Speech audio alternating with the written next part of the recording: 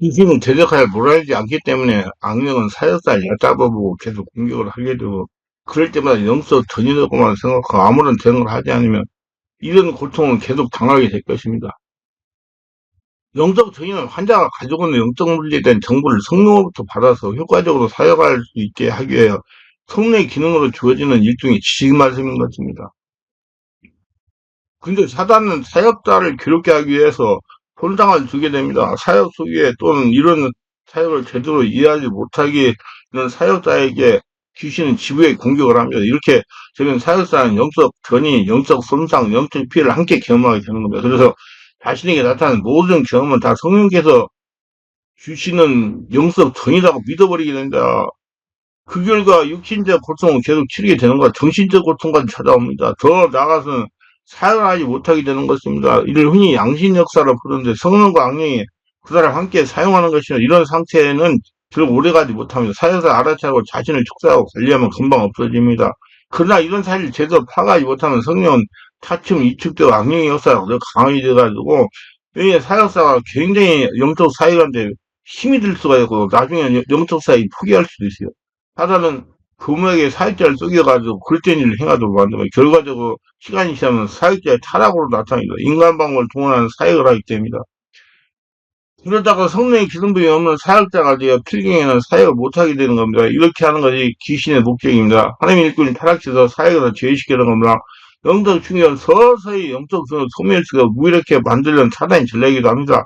능력을 받아서 사역을 행하던 사람이 몇 년이 지나고 나면 무력해서 치유 사역을 더 이상 할 수 없게 되는 모습을 볼 수 있습니다. 이런 경우에 상당수는 일어나선 과정에서 제대로 자신을 관리하고 대처하지 못했기 때문에 있는 것도 빼앗긴 경우라고 볼 수 있는 것입니다. 그래서 사역자는 자신의 내면 관리를 힘써야 되고 내면 세계를 바르게 알고 자기 내면을 관리를 잘해야 됩니다. 그리고 깊은 기도를 심령에 항상 성령에 충만하고 거룩한 성전으로 살아가야 되는 것입니다. 그래야 자신이 영성을 보존하며 건강을 유지하며 사역할 수 있습니다. 특히 축사 사역할 때는 성령의 강한 역사를 일으켜서 성령께서 하시도록 해야 됩니다. 절대 자신의 의지로 사역하려고 하면 영락없이 영적 손상을 당하게 됩니다. 그리고 사역자는 항상 성령 충만과 내면 관리에 힘써야 됩니다. 기도가 깊어져서 자기 영성을 맑게 유지하자며 그래야 사역시 약한 귀신의 공격을 받지 않고 자신을 보호할 수가 있습니다. 자신을 보호하며 사역을 해야 사역자 수명이 길어지고 길게 사역을 할 수가 있는 것입니다. 얼마 전에 한 집사님이 저에게 메일로 상담하신 내용입니다. 저는 24년째 믿음 생활하는 집사입니다. 제가 상담하고 싶은 것은 이런 것입니다. 제 생각 같아서는 충만하게 직접 가서 은혜받고 능력받고 싶은 건 솔직한 심정이나 그렇지 못할 상황이다 보니 저의 신앙을 상담드립니다. 언제부터가 금요 철야에서 찬양하고 기도드리다 보면 하품이 나는 것을 깨달았지만 저희 목사님도 성령 충만하시다 보니 기도하던 중에 넘어지는 자들도 있고요. 말씀 듣는 것도 아니고 환상을 보는 것도 아니기에 능력을 받는다는 느낌을 받지 못하고 그냥 그런 현상만 나타나는 것이었습니다. 근데 귀신 축사 알고 보니 쉽게 되네라는 책과 가계의 고통을 끊는 축복받는 비결이라는 책을 보면 영안이 열릴 때 가슴이 잡혀가 하품이 나온다고 그랬습니다. 성령이 충만할 때. 저희 경우는 새벽기도할 환자를 위해 기도하다 보면 주체할 수 없는 하품이 나오며 가슴이 답답하고 온몸에 힘이 다 빠지는 걸 몇 번 체험했습니다. 물론 환자를 놓고 기도할 때 다 그런 것은 아니지만 정말 하품을 할 때는 입이 찢어지는 것 같고 눈물도 주체 못하게 나오게 돼 있습니다.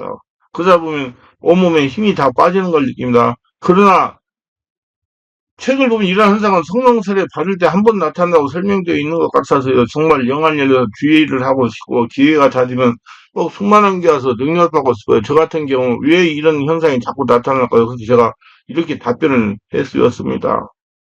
성령 체험은 이론하고 이론을 들어서 체험할 수 있는 것이 아닙니다. 성령은 살아있는 실체이기 때문에 이론으로 이해할 수 없는 것이지요. 집사님이 교회 목사님이 안수하시면 넘어지고도 한다고 하는데 넘어지고 아무리 영적인 현상이 일어나지 않으면 잘 생각이 별 문제입니다. 성령의 권능으로 영혼이 순간 성령으로 장악되어 넘어지는 것인데 저의 지금까지 임상적인 경우는 이렇게 성령으로 장악 넘어지면 영적인 무슨 현상이 일어나야 진정한 성령의 권능에서 넘어짐이 일어납니다. 덜덜 떨다든지 발작을 한다든지 기침을 한다든지 뭐 여러 현상이 일어나는 거예요. 우리 교회에서 제가 안수할 때 넘어지는 사람은 더러운 귀신들이 떠나고 성령으로 충만한 바로 방언을 말하는 영적 현상이 눈에 보이게 되면 덜덜 떨리고 몸을 뒤틀리고 그리고 집사님이 자꾸 하품 나오고 가슴이 답답한 것은 미약한 성령 역사가 집사님에게서 나타나는 현상입니다. 이런 상태를 가지고 환자를 기도해주면 집사님에게 환자에게서 잘못된 귀신이 전이되어 집사님이 고생을 합니다. 왜냐하면 집사님의 영이 열린 상태이기 때문에 귀신들이 잘 들락날락 할 수가 있습니다. 그래서 기도해주고 나면 힘이 없고 자신을 감당하기 어려운 영적 다운 현상을 경험하는 것이다. 이런 신학적인 용어로 영적 손상이라는 거가 내가 상대방의 악한 영의 전이로 인해 고통을 당한다는 것입니다. 우리 교회 교재가 TF 중에 영적 전이와 성령의 역사라는 것이 있고 책 중에는 영적 피해 방지라는 책이 있습니다. 이게 아주 자세하게 설명해 놓았습니다. 권면을 드리자면 집사는 아직 성령이 완전히 장악하여 내면에서 올라오는 상태가 아니기 때문에 환자를 기도해 주는 것은 상관없는 것이 본인 영성 관리에서 좋고요. 자기를 내면을 치유하고 성령 충만을 하려고 노력하세요. 한번 오셔서 강한 불같은 성령을 세례를 받고 성령이 안에서 충만해져서 신령 안에서 답답한 말씀과 성령으로 씻어내는 거 좋겠습니다. 그리고 제가 지금까지 출판한 책을 읽어보시면 많은 영적인 도움이 있고 집사님 궁금해하는 것들이 많이 풀릴 것입니다. 영적인 은사를 사용하려면 영감이 깊어야 하고 영역이 있어야 됩니다. 영적인 삶이란 성령일과 마귀를 분별하는 능력을 길러내는 과정이라고 생각할 수 있습니다. 하나님의 예수께서 오신 이유는 마귀의 일을 멸하고자 함이 아닙니까? 그리고 그의 제자들인 성도들이었을 귀신의 일을 멸하는 것이 의무입니다. 그러면 귀신의 속임수를 파하게 되면 특히 성령의 일로 우장한 짝퉁을 분별할 줄 알아야 됩니다. 날이 갈수록 교묘해지는 사단의 전략서술을 밝히내고 그 정체를 폭로하는 영적 사역사가 할 일입니다. 말씀 왜곡시키는 이단은 말씀 사역자인 시작사가 할 일이며 육신적 고통을 무력하게 하는 사대의 업무는 능력 사역사가 폭로해야 할 영역입니다. 신학자, 능력 사역사가 서로 고지를 맞춰 사대의 책략을 밝혀내야 성도들을 안전히 지키는 것이 주님이 우리에게 권세와 능력을 주시는 목적이기도 합니다. 이단과 악령은 우리가 잠시 돈을 틈을 타서 가라지를 뿌리고 합니다. 그래서 정신을 차리고 오는 사자처럼 다니는 악령들을 멸해야될까봐 깨어 기도하지 않고는 이러니 일 장사가 없으면 정신을 놓으면 속아 넘어갈 수밖에 없는 짝퉁들이 넘어왔습니다. 그래서 바로 알고 성령 충만해 충만 그래 성전되라고 노력하세요. 자, 영적인 사역자에게 발별성이 영적인 손상이거든요. 안양의 어느 목사님의 경우는 부흥회를 인도하면 꼭 자녀를 다친다고 그럽니다. 이는 이 목사님이 자신난 가정사역을 등한히 하면서 일어나는 현상입니다. 자신의 가정의 역사는 귀신이 역사를 성령으로 청소하면 이런 일이 일어나지 않습니다. 동생수 일시생의 전자를 열심히 하던 권사님이 경험입니다. 우울증으로 불면증으로 고생하다 붕괴와서 치유받고 갔습니다. 이는 경찰서 유치장 같은 곳에 역사는 잘못된 영이 자신에게 전이됐을 때 영적 지각력이 없어가지고 자신을 관리하지 않아 누적돼 일어난 현상입니다. 이런 것에 전도하는 성도는 항상 성령이 충만하여 거대한 성전이 되고 깊은 기도로 자신의 영성 관리를 잘해야 됩니다. 무당집에 관계없이 무당집에 다니며 전도하다가 가슴이 답답하고 가정에 여러 문제가 발생하고 있습니다. 이 경우도 마찬가지로 성령으로 충만하여 자신의 심령에서 성령의 능력이 올라오게 한 다음에 무당집을 출입하는 것을 썼습니다. 이건 무조건 객기 부리고 하는 거예요. 자신의 영적인 상태가 약하면 귀신이 육을 타고 들어올 수가 있다는 겁니다. 절대로 방심하면 금물입니다. 성령 주은혜 충만 내면 치유를 하고 강력한 영적 무장을 하고 무당집에 전도하시길 바랍니다. 부적을 통해서 문제가 발생하게 됩니다. 성도들에서 부적을 회수하여 고유해 주는데 부적을 통해서 문제가 발생해서 부적에 대해서는 여러 가지로 제가 많이 설명했으니 유튜브 설교를 잘 찾아보세요. 부적을 잘 처리하시고 부적을 회사에 반드시 수학 처리하시길 바랍니다.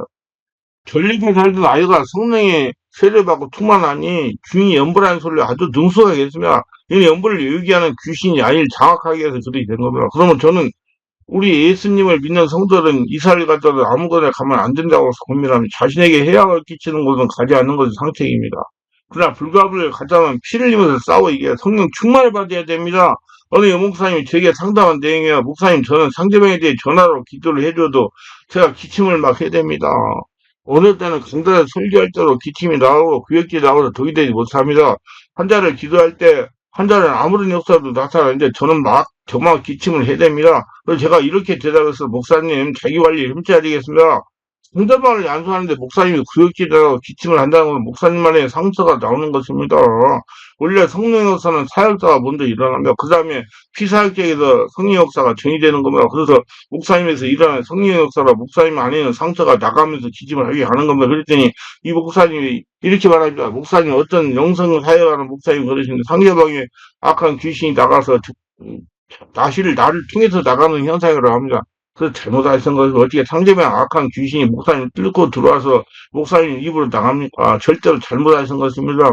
이런 경우는 그 여목사님이 치유가 안 되잖아. 자신이 더러운 것들이 나오는 겁니다. 원래 성령에서는 사역자가 먼저 일어나는 거예요. 그 일어나는 역사를 자기 안에 나쁜 것이 나오는 겁니다. 자신에게 나타나는 성령 역사가 상대방이 전이가 되는 거다. 그래서 자신에게 나타나는 성령 역사를 자신에게 있던 성철이 나가는 겁니다. 이분은 많은 시간 치워야 자질을 깨끗하고 사역을 해야 됩니다. 그렇게 하지 못한다고 한다면 일주일에 하루라도 자신이 치유를 받아서 사역을 해야 됩니다. 그렇지 못하면 당연히 건강에 문제가 올 수가 있고 나중에 탈진에 빠져가지고 사역 못할 수도 있어요. 젊은 때는 문제가 없을 수 있지만 나이가 들어서 체력이 떨어지면 탈진 현상이 나타나가지고 사역을 하지 못하고 여러 가지 육체, 정신적, 영적인 질병이 발생할 수 있어요. 그러면서 목사님에게 이렇게 경각심을 가지고 사역을 하고 있어요. 목사님 앞으로 주의하셔야 됩니다. 지금까지 목사님이 성령으로 완전하게 장악되고 치유를 되지 않은 상태로 계속 환자를 상대하면 어려움을 당할 수도 있습니다. 왜냐하면 환자적인 역사나 강 귀신이 목사님에게 전이될 수가 있습니다. 목사님이 기도를 많이 하는 편이므로 영이 열린 상태라 환자의 역사는 귀신이 목사님이 들어올 수가 있다는 거다. 이 목사님이 육체를 가지고 있기 때문입니다. 그럼 개인을 대상으로 치유사역하는 사역자는 자신의 관리를 잘해야 됩니다. 자신의 관리가 잘 되지 않으면 상대방의 역사는 귀신이 자리세에 전이될 수가 있다는 겁니다. 이것을 신학적 이유로 영적 손상이라고 그래요. 앞으로 좀 더 자기관리에 힘써 사역하시기 바랍니다. 통도나 목회자 영적 손상을 당할 수가 있습니다.